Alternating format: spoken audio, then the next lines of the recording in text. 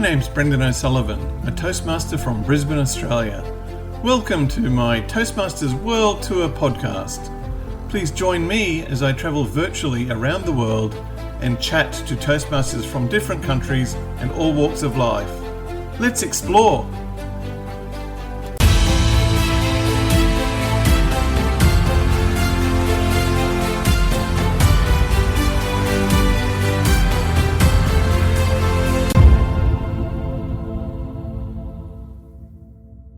For this episode of Toastmasters World Tour, we travel virtually to the land of the rising sun, to Kobe, Japan, the port city famous for Kobe beef, onsen hot springs, and sake brewing, to chat to CJ Marks, an American expat living in Japan who is a Tedx keynote speaker and Tedx trainer. Listen in to find out how he used Toastmasters as a foundation to progress to Tedx success. Hajime mashite, yoroshiku onegai shimasu. Welcome, CJ. Could you tell us a little bit about yourself? This man came in speaking Japanese. Wow, that's really impressive, Brendan. Well, I am CJ Marks, originally from San Diego, California. And if the introduction didn't let you know, I'm indeed currently living in the land of the rising sun, Japan. Awesome. And can I ask you, what does CJ stand for? Oh man, that's classified information. I don't give Fair that enough. out. C is the first letter of my first name, and J is the first letter of my middle name. And trust me when I tell you, CJ is considerably cooler than my full first and middle name. So let's just leave it at CJ. No worries. You're reminding me of Top Gun, the line where I could tell you, but then I'd have to shoot you. Oh yeah, but we're not gonna be doing that because we're trying to make friends, Brendan. So there'll be no shooting taking place this podcast other than the Okay. footage of the So it video. wasn't Yeah. too risky a question. Just Nah, you're All right. good. You're good. Fine. You're good. So can you tell me, when did you join Toastmasters and what was your first club? Yeah, man. Well, I first joined Toastmasters in 2017, and I was introduced by, at the time, he was a co-worker, colleague, great man by the name of Hideo Tema, right, out in Osaka. Mhm. And the first club I actually joined was, in fact, Osaka Toastmasters Club, with a long celebrated history. Yeah, so Osaka Toastmasters Club was my first Toastmasters club, and I was introduced by the legendary Hideo Tema. And why did you want to join? I joined Toastmasters for two primary reasons, and it's quite ironic being from California. Uh-huh. And, depending on who you ask, they'll tell you, well, the truth that Toastmasters started in California, right, back in Yeah, 1924. sure. I mean, there are technicalities. Some folk would Yes. tell you something else, but it actually started proper in California. Uh-huh. So it's quite ironic that I'm from California and it took coming to Japan to join Toastmasters. Truth be told, Brendan, I'd never heard of Toastmasters prior to Uh-huh. meeting Hideo Tema. And I joined Toastmasters for two, maybe three primary reasons. The first was, at the time, I genuinely enjoy just helping people. I still do enjoy helping people just improve Awesome. themselves, right? That was Yep. that was one reason. The second reason was for what I thought would be business contacts. I was doing some work at the time that I thought, okay, being around people that want to actually become more prominent, accomplished, polished speakers would be good for business. And the third reason was for my own self-interest beyond helping people and looking for business contacts. Like so many folks say, it was my dream, or I wanted to do a TED Talk someday, a TEDx talk.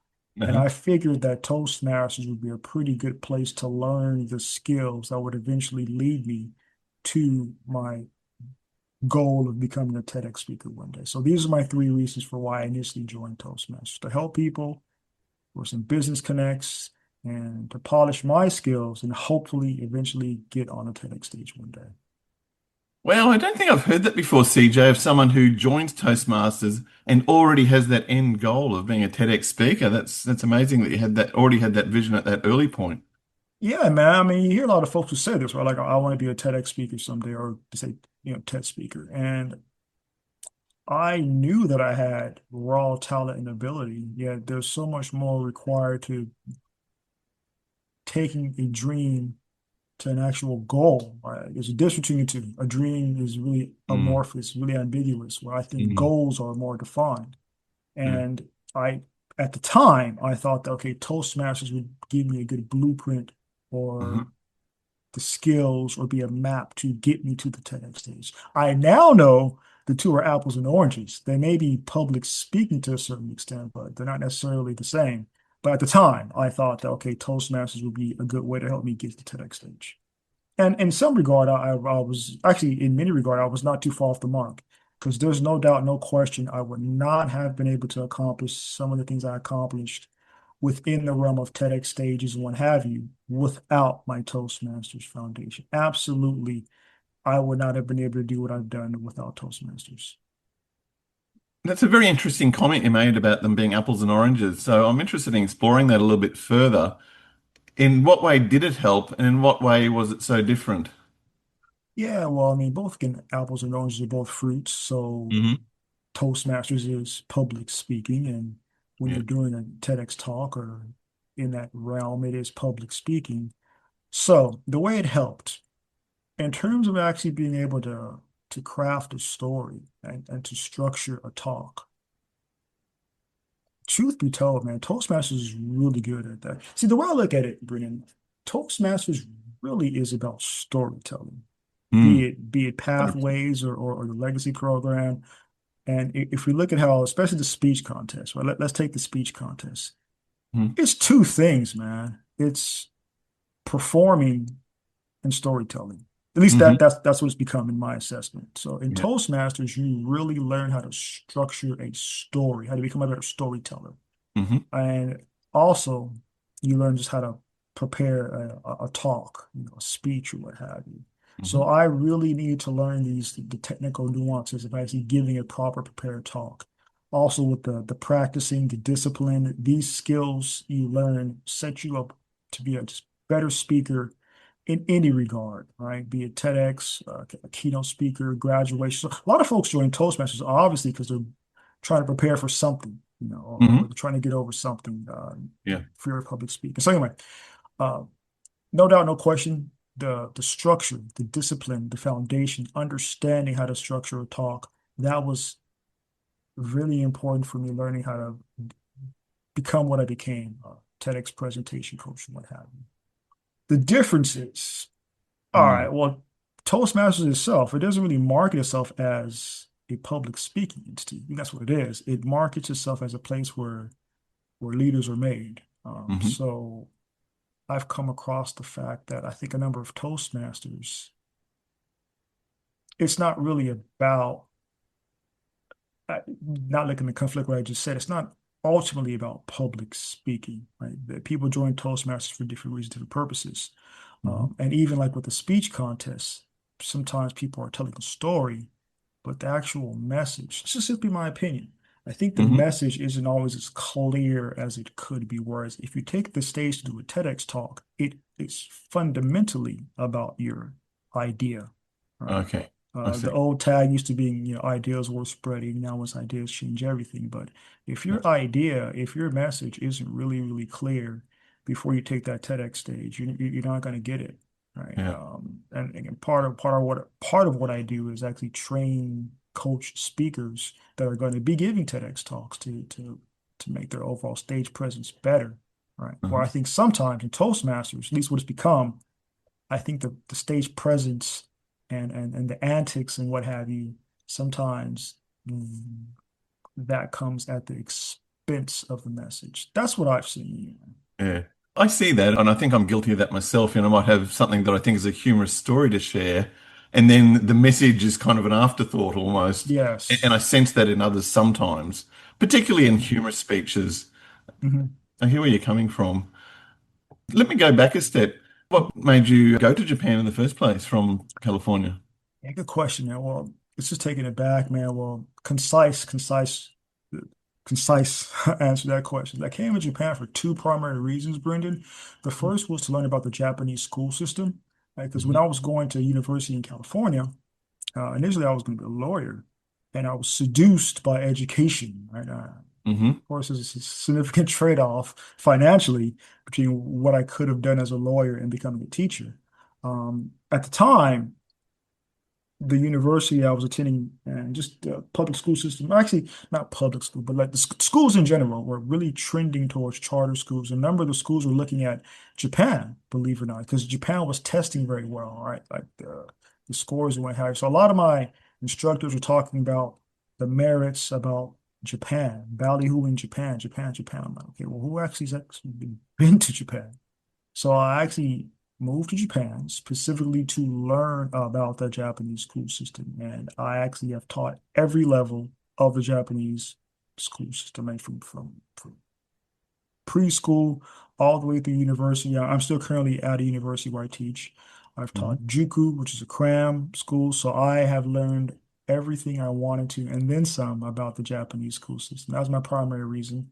And the second reason was to do some informal research about the significance of hip hop culture in Japan because I was curious. Oh, Yeah, I was wow. seeing a lot of there was a lot of just East Asian, really ambiguous, amorphous East Asian, but specifically Japan influence or not strong, but it was making its way into some of the hip hop I was listening to at the time.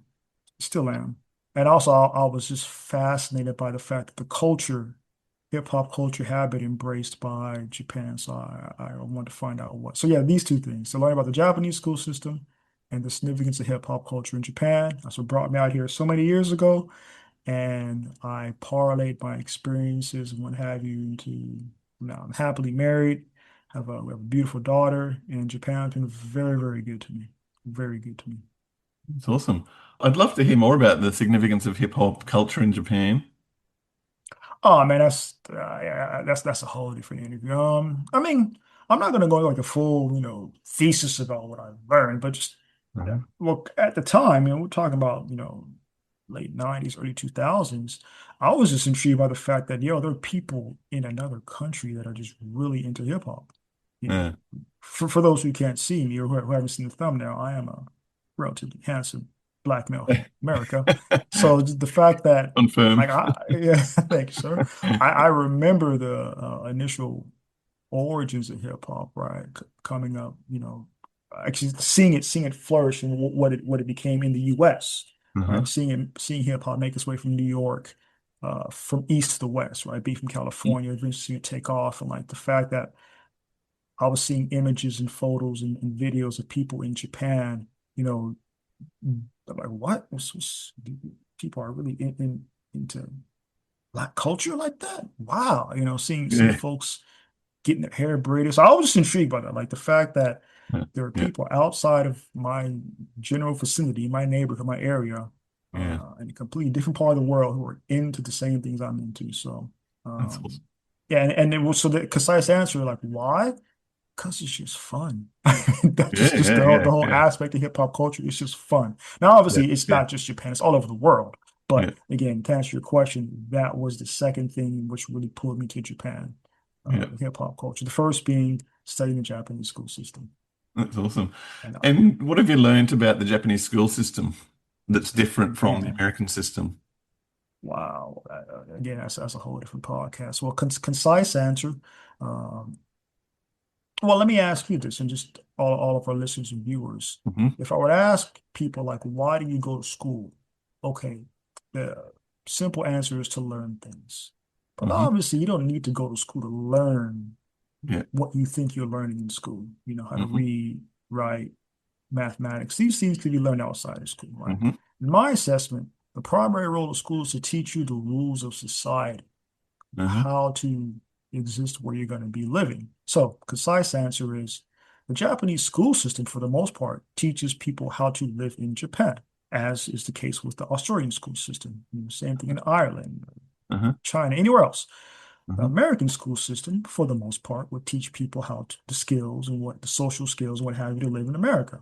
Hmm. So, concisely speaking, I think the Japanese school system, like I'm sure the Japanese school system is definitely more teacher-centered than the U.S. school system. The U.S. Hmm. system is more student-centered. And also Hmm. conformity is definitely a call or conformity is a significantly more important thing in Japan than say the US.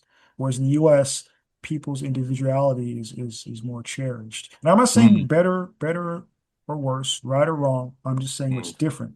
So the Japanese school system really teaches people to conform Hmm. more so than the U.S. school system would. And the actual way of teaching is really one person talking at the students.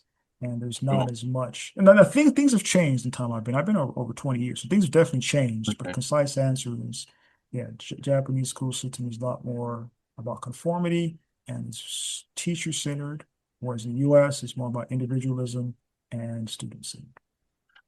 From what I can gather, in the US, there's a very strong emphasis on critical thinking, whereas maybe less so in some of the East Asian countries. Would you agree with that? I would absolutely agree with that. Definitely. And of course, we're speaking in general, so Yeah, general terms. Of course, to sure. an individual, of course, but yeah, in terms of a system, absolutely. Critical thought, and again, individuality, So I'll give you a really clear story. And this is taking it back to when I first came to Japan, right, many years ago.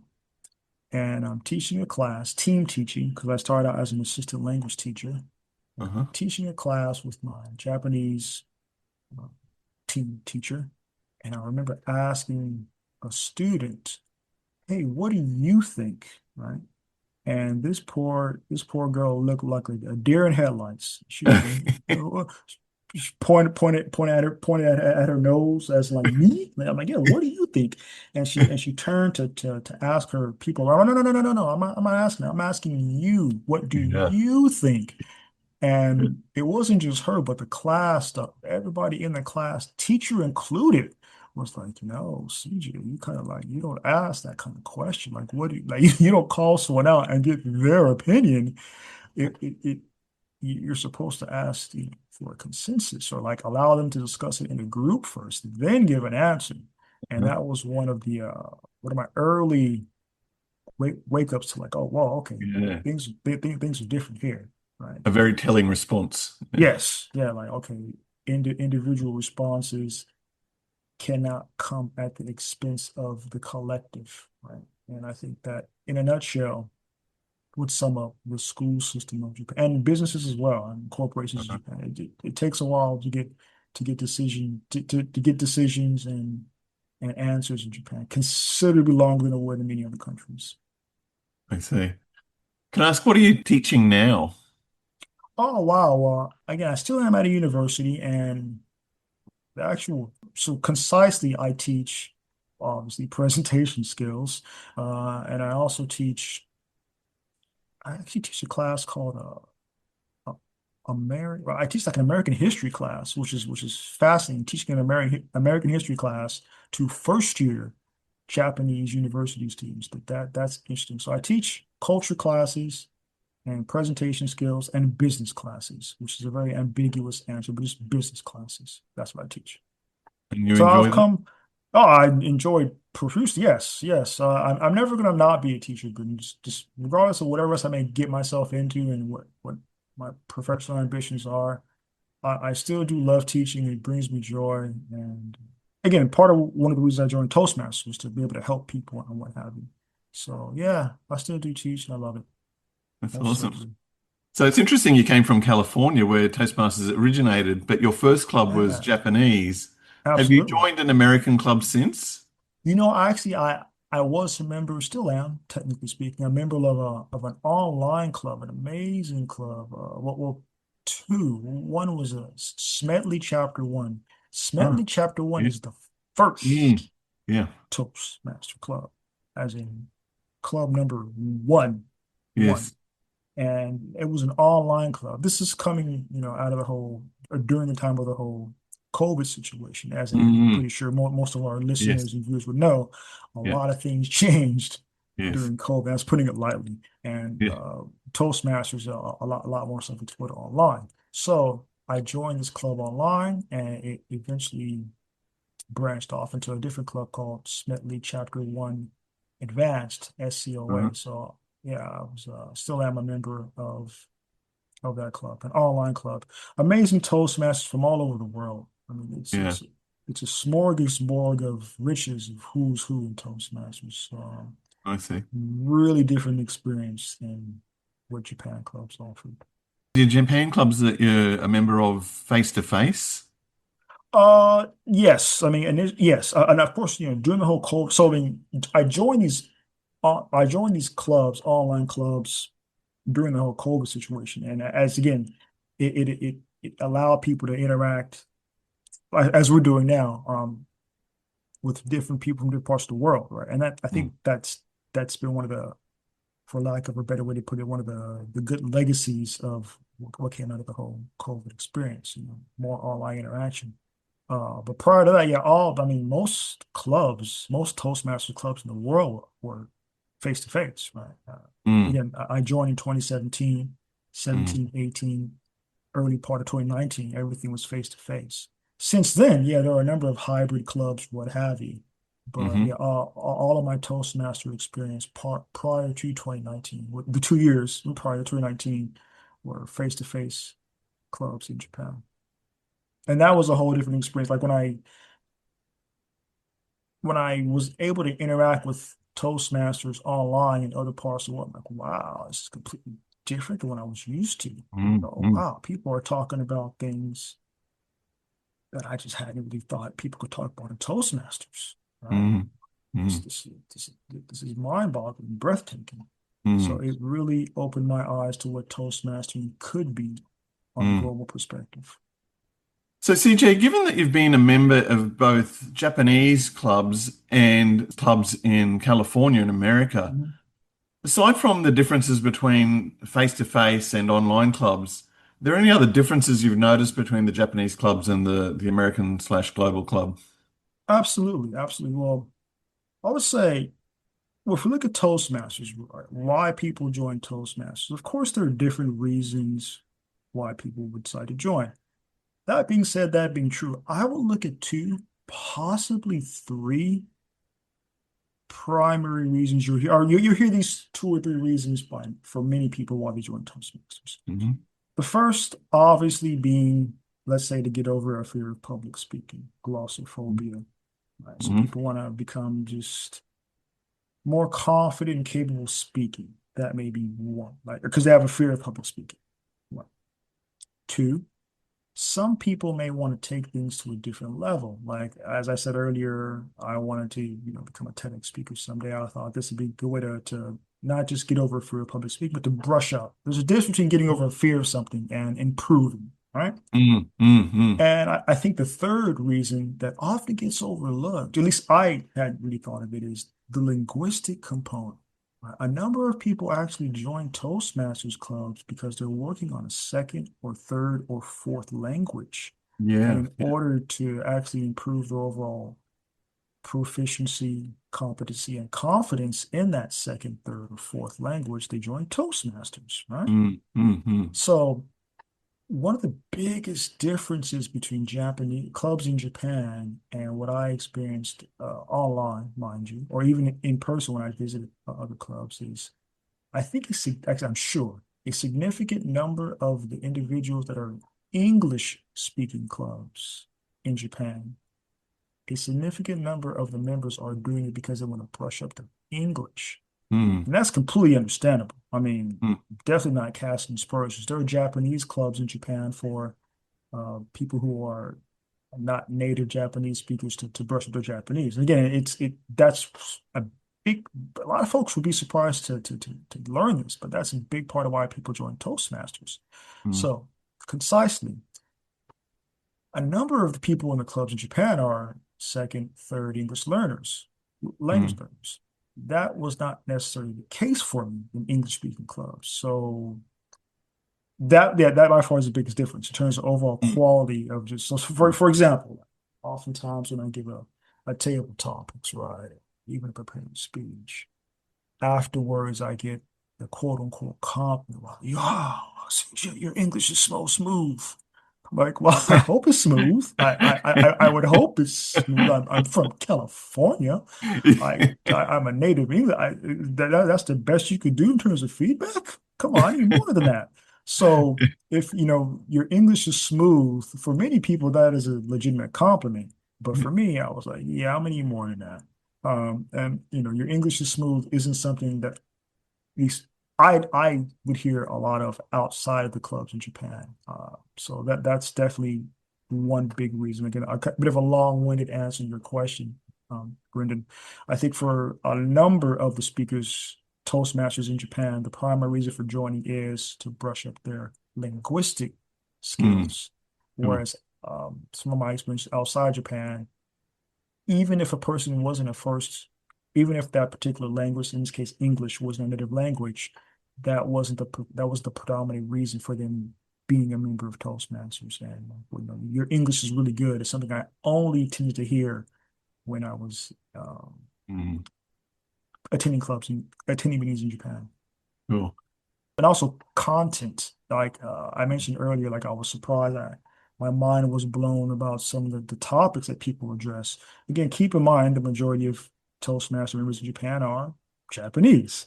Yes. And generally speaking, and not looking to stereotype, but generally speaking, I would say your average Japanese citizen is relatively conservative in what she or he speaks about, Hmm. regardless of Toastmasters affiliation.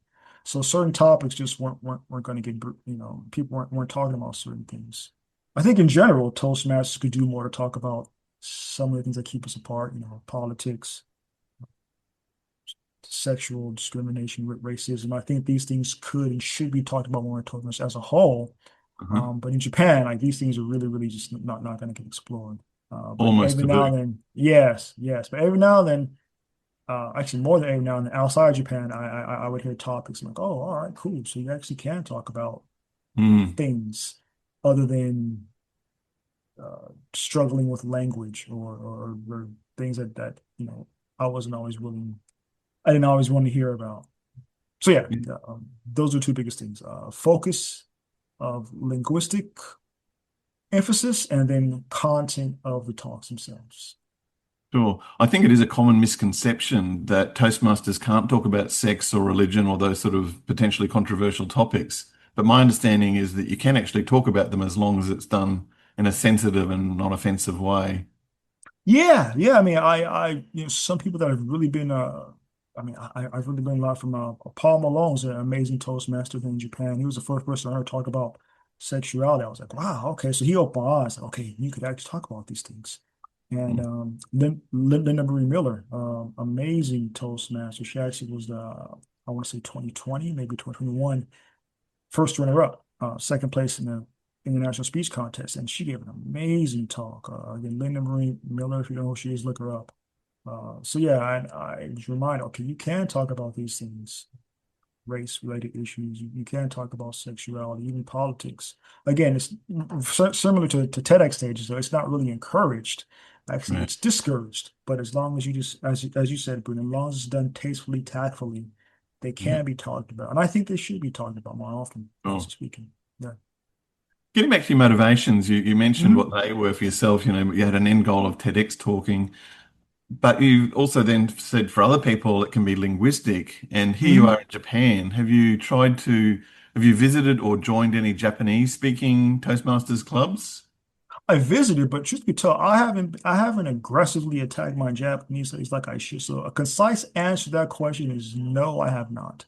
Fair enough. Most of my Toastmastering, actually all of my Toastmastering to any significant degree in Japan has been in the English language.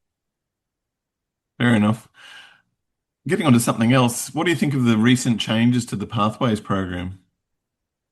Honestly, man, I haven't even really been immersed in pathways to give the most enlightened or educated answer to that. So, I mean, honestly, just from the transition from the legacy program to pathways, I okay, so going back to when I first joined Toastmasters, 2017, right? I had a really, I was blessed to have an amazing first year, meaning within the first 10 to 11 months, I had made it to the district stage of the speech contest, right? And I had a really good day. I actually won a trophy, right? Now, Well done. I say that to say that's not a common thing to do that like in the first year, right? Mm. And I don't believe I would have been able to do that with the Pathways program. Like I said, I'm sure I would not have. Just the way it's structured. It's just in my mindset, a lot of the speeches are like the same stuff. It's just Mm. like on this path, it's so concisely. the legacy program, I think, offered a lot more room for creativity to I see. actually get into the art of public speaking, where I think the path is, from my honest perspective, the Pathways program is definitely more for, I'm gonna say, rudimentary or like true beginners, if that makes any I see. sense. People who are just getting into public speaking, who need more structure. So I think the changes to Pathways are really good for people who need a lot more structure and are really new. But if I you're a see. bit more capable, confident, I think the Pathways it's going to be very, very limiting, very, very constricting and binding. Oh, interesting. So it's sort of been dumbed down a little bit. It wasn't just the IT change, because I know there was a bit of opposition to the sort of transition. I think so. I mean, for my I want to be very clear. I haven't really logged on to the Pathways and been involved in that Mm. in quite some time. But just the overall Pathways, there's been more than one change since it was first introduced, and Mm. yeah, it's definitely yeah, I would say it's definitely more for rudimentary because I think a lot of the blowback you get is from more experienced Toastmasters, like new Toastmasters. It's like, yeah, that's cool. Yeah, all right, Pathways, whatever.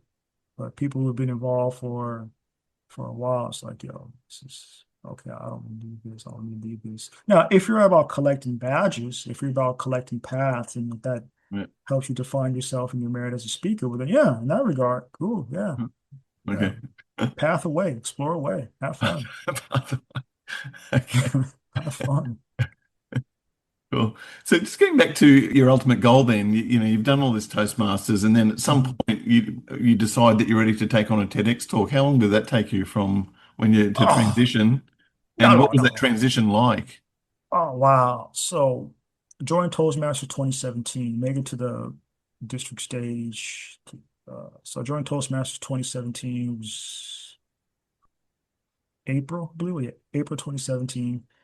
District stage 2018, May.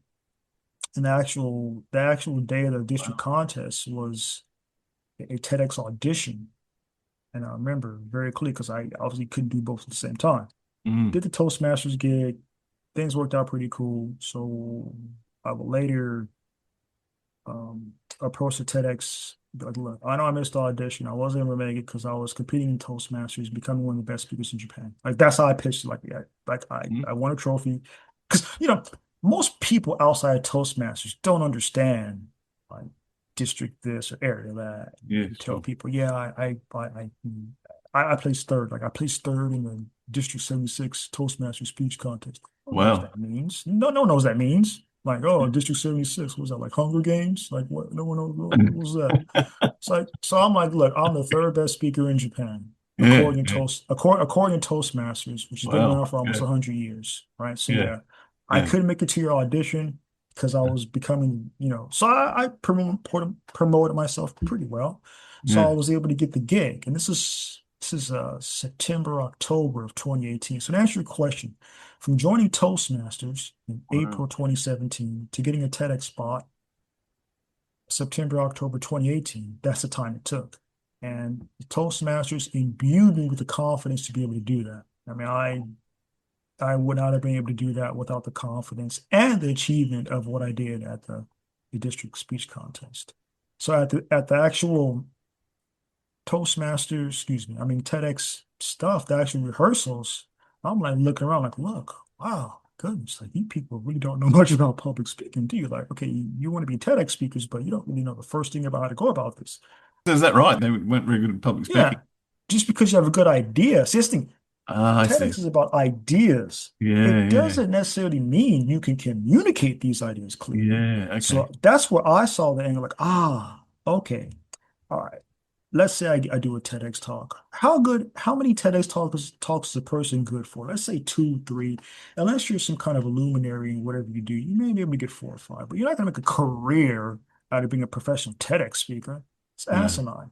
But I saw the angle for, okay, if I actually wanted to become a coach for different TEDx teams, Uh, I could help people and also meet people, like meet a lot more people.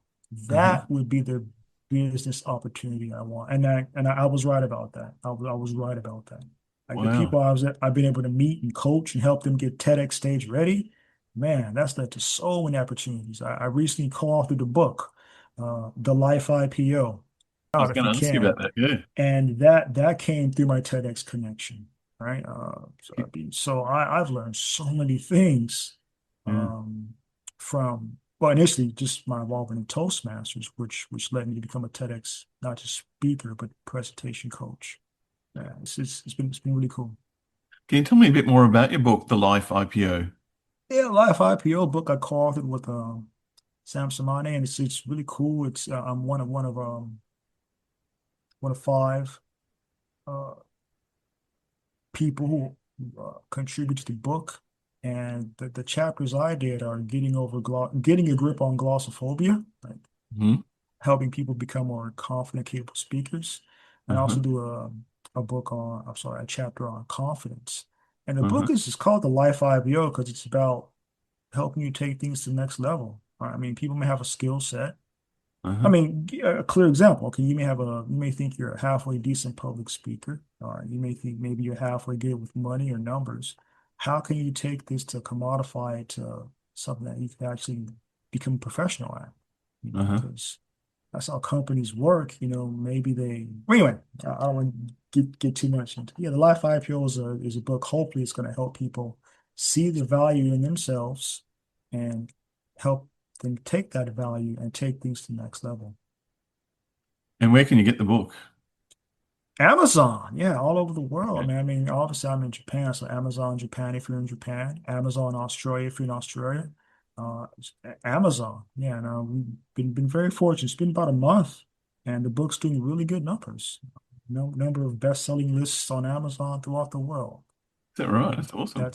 That's really a gratifying, grateful, humbling experience. You know, Life IPO. Check it out. Has it been translated into Japanese at all? It has, as of now, it's exclusively available in English. It is not available in Japanese as of now.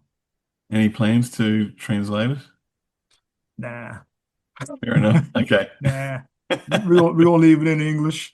I Okay. mean, there may be some possible, maybe like an audio book down the line. But again, I'm the only author who lives in Japan. Everyone else is to different parts of the world. So that'd be a significant undertaking to translate into all of our local linguistic tongues.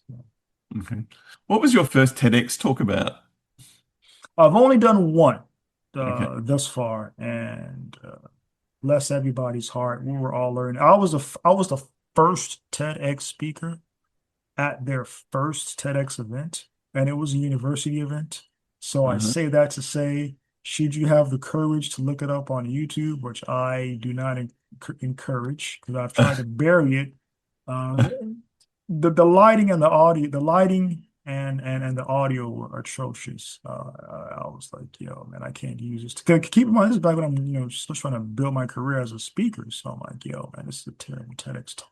Actually, the talk itself was not bad, but the actual quality of the talk, like, yo, it's terrible. But anyway, what I'm talking about is concise version is um, exploration, and that was the exploration and how children don't really have fear when it comes to exploring, and how by exploring things is how we grow, how we become better. So yeah, Mm.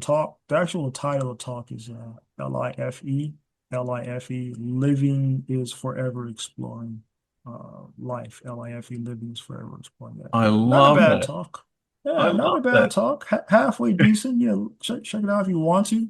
Again, Yeah. please don't hold me accountable for the lighting and audio. But otherwise, Oh, well, that's just a tech issue, but the message is yeah. what's important, isn't it? And I I think really, so. I've got to see that now because that's almost my mantra. Ah, I'm well, there you a go. huge There we fan of go. that. So There we go. So yeah, but it was a my great new experience. I mantra. learned a lot, and yeah, great experience. Can I share the link to the? If I can we get a link to the to share on the podcast notes? How about if I give you a link to the book and people can look at the book instead? That's Well, what I'm promoting now. I'm going to Yeah, track it down. yeah. I'll give you a link to the book I recently wrote, and Okay. Yes, yeah, we can yeah. certainly. Maybe I'll shoot you a link to the actual TEDx talk as well. Okay. But I mean, but that experience, Brendan, and man, I lost count of how many TEDx events I've been involved in, man. I mean, Uh-huh. Yeah, I've done a lot, and that for your first is always going to be an intimate experience, Yes. even with the things that may not go so well. But overall, it has been it has been and it continues to be an amazing ride. I actually have a TEDx as we record this. It's Tuesday, and I Hmm. have a TEDx event that I'm attending this Saturday, and actually it's upcoming Saturday. So I mean, I've learned and continue to learn quite a bit from the whole journey of coaching, Hmm. training, public speaking, teaching. It's been a beautiful ride. And is that there in Japan, in Osaka, Yeah, or? this next TEDx event, the Saturday one actually it's in Tokyo. Yeah, it is in Okay, Tokyo. okay, okay. And so you've coached a number of TEDx speakers. Do you have I some favorite have speeches there that we could have a look at? I do. We may have to talk about that off camera because I don't want to hurt anybody's feelings. But Okay.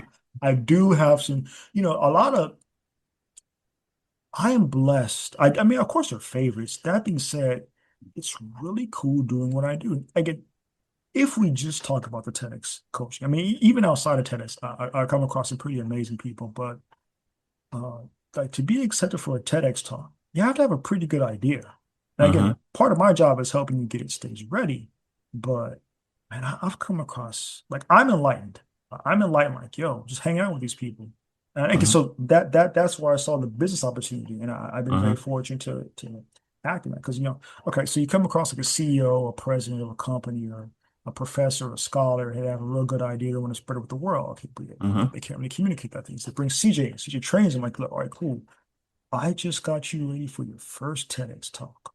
Yeah. I'm sure you're going to remember me when you need something down the line for your company or you Yeah. need a guest lecturer. So yeah, it's really been a good professional move. And especially over the past year and a half, any person I've coached over the past year and a half, I've learned something from. I mean, Uh-huh. yeah, all the people I'm at the point now where I'm very fortunate to be able to, to a certain extent, choose if I want to take a client or not, for the most part. Uh-huh. And I really want to work with people who I'm going to learn something from as well. It's not just getting them ready. It's okay, how am I going to benefit as well? And CJ, what are your top tips for getting them ready? Not just for a TEDx talk, but one of the biggest things that I speak to in the book, The Life IPO, Uh-huh. is the process, man. Okay, so all right, so let me just this is a tidbit of knowledge that a lot of people understand. The TEDx thing is three stages. Three stages you got to think about is the preparation, which a lot of folks would obviously same thing with the Toastmasters, right? It's preparation for your talk. Really Mm. can't be overstated. You got to prepare for your talk. You Mm-hmm. just can't go up there and wing it, right? Mm. So preparation, practice, all these things. That's the first part of the Mm-hmm. process. Second part of the process is the day of. All right. You can do all the practicing and preparing, all that can go out the window. Day of, you can't get it right. So my job is to get people stage ready, right? To get them Uh-huh. ready for the actual experience. Because sometimes people take that stage, Brendan, those Uh, lights hit them in the face, and they mm. see those letters, TEDx, whatever Mm. city, whatever, all of a sudden it's really happening. Yeah, you're on that. I'm actually on the red circle. Yeah, it's real. All of a sudden, yeah, all of a sudden, people get moist. Yeah. They get moist. Start sweating, all kind Yeah. of stuff. So getting them ready for the day of, right? Uh-huh. And the third step where a lot of people drop the ball on is post, right? In terms of promotion. Because let's say you Uh, prepared beautifully, done a great job, you've uh-huh. given a good time. And because I learned the hard way. After the fact, if the audio's messed up or if the sound's messed up, which the speaker has no control over, but even if everything is great, if you don't know how to promote your stuff, people, okay, one of the first things people do when they finish their TEDx talk is they start posting on LinkedIn, or they change their profile on LinkedIn or Instagram or what have you. They put TEDx speaker, right? Like before the event's even done, they're Uh-huh. modifying their profile. And Okay. you're only a TEDx speaker to the people who are in this room. But that's not your goal, is it? Your goal was to be, to be on YouTube or whatever the case is, the TED page. So you got to make sure you market and promote it right.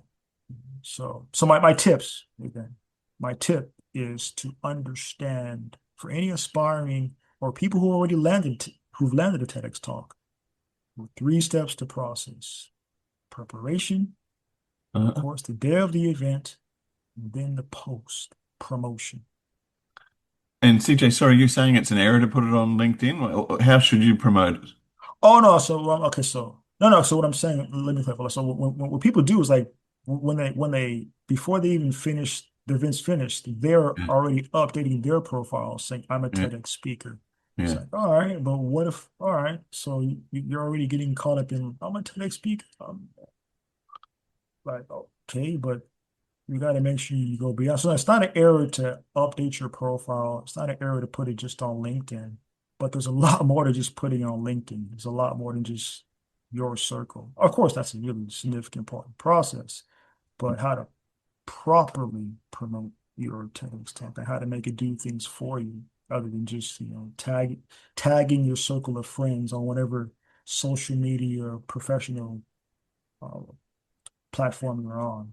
So yeah, saying I am a TEDx speaker and then telling people to wait, a month, 2 months, 3 months for the video, there has to be more to it than that if you're going to go about the right way. So what is the right way? Man, you're asking great questions. The right way is to contact CJ Marks, man. That's part of what I do as well in terms of, I see. especially as the president of this company now, Trelexa, in terms of helping people Uh, an AI powered PR entity. So it's a big part of what I'm doing these days is helping speakers, authors, what have you, properly market and promote their message, uh, from podcasts to uh books to what have you. Yeah, so there's a way to do that. And so they contact you and you set them up with some marketing strategy. Yeah, yeah. CJ Marks is a pretty good guy to know in general, man, for this public speaking stuff, man, from from coaching to marketing to getting your Yeah, TEDx stage ready.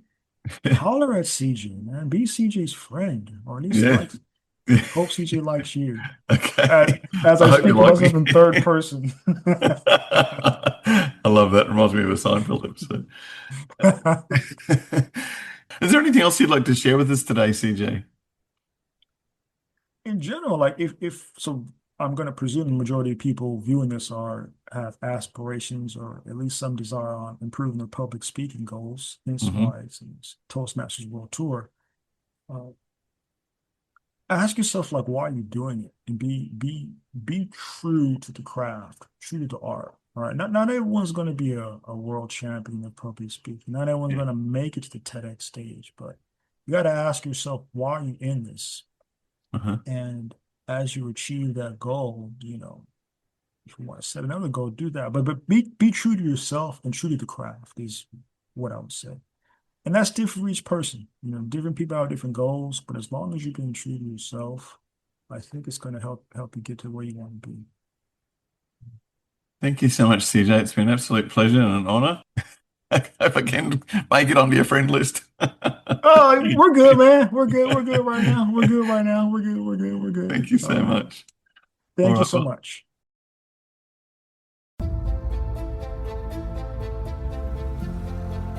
thanks for listening to today's show. One of the key elements of Toastmasters is evaluations. This is how we grow and improve, both by encouraging comments for things we got right and points for improvement. We all learn and benefit from these evaluations, not just the person being evaluated. So any feedback in the comments is greatly appreciated. If you have a Toastmasters story you'd like to share or would like to be on the show, I'd love to hear from you. You can reach me at toastmastersworldtour@gmail.com. Thanks for listening.